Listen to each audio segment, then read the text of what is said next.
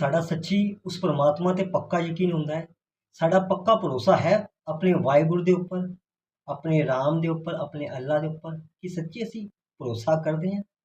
ਨਹੀਂ, ਅਸੀਂ ਸਿਰਫ ਗੱਲਾਂ ਕਰਦੇ ਹਾਂ।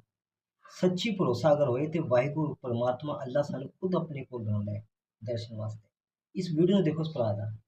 आपके स्क्रीन पर जो शख्स दिख रहे हैं लीबिया के रहने वाले ये आमिर साहब हैं। इनका हैरत अंगेज वाकया दुनिया के सामने आया जब ये हज पर कई साल दुआ करने के बाद जा रहे थे तो पासपोर्ट के इशू की वजह से इनको एयरपोर्ट पर रोक दिया गया। वहां के लोगों ने इनसे कहा कि अब तो फ्लाइट चली गई, आप एक काम करिएगा कि अगले साल फिर दुआ करिएगा, इंशाअल्लाह आप कबूल हो जाएंगे।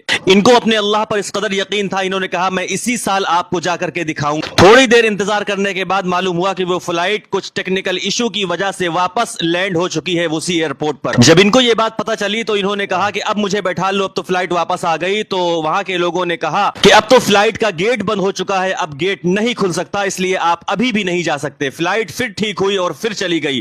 वापस पता चला कि आधे घंटे बाद फिर फ्लाइट वापस आ गई, फिर कुछ इशू हो गया।